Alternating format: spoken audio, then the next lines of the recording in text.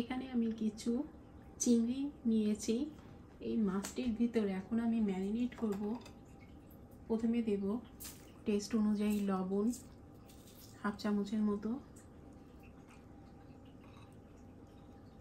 অল্প হলুদ গুঁড়া,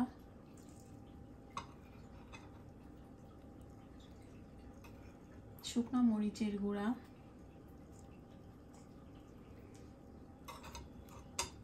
শুকনো মরিচের গুঁড়াটা আমি 2 চামচের মতো দিচ্ছি। এবার দেব আদা রসুন বাটা,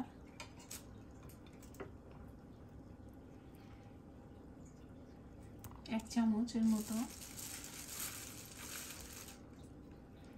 এখানে 2 চামচের মতো দিয়েছি। এবার দেব গরম মশলা,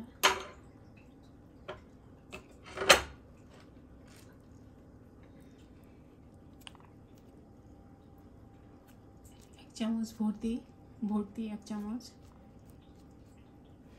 এবার টক দই দেব,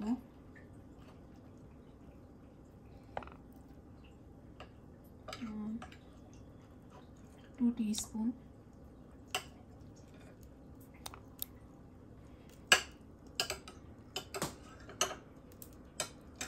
এবার কিছু পেঁয়াজ বেরেস্তা দেব।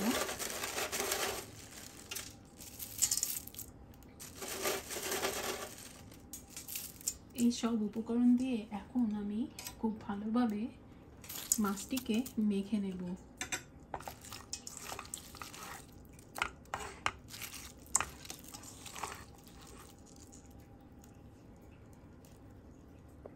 এবার মেখে রাখা চিংড়ি মাছগুলা ওই তেলের ভিতর ছেড়ে দেব।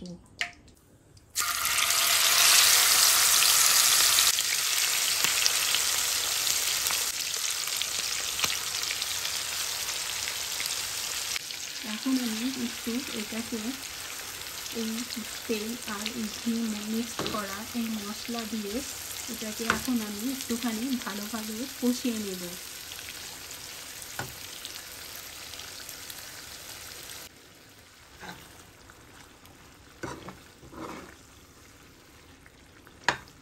তো আমার মাছটা পুরোপুরি কষানো হয়নি, কেন মাছটা থেকে একটু মনে হয় জল ছাড়ছে, তাই জন্য একটু গ্রেভিটা বেশি হয়ে গিয়েছে। এটাকে এখন আমি একটু শুকিয়ে নেব।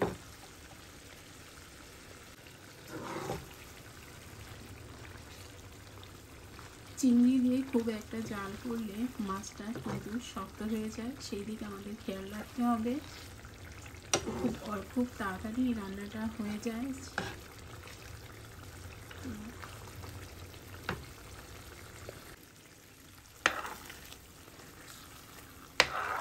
গ্যাসের ফ্লেমটা আমি কমিয়ে দিয়েছি, আমার শিমটা তৈরি হয়ে গিয়েছে।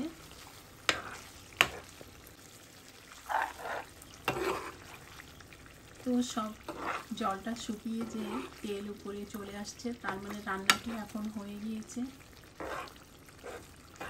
তো এই পর্যায়ে এখন আমি তুলে নেব।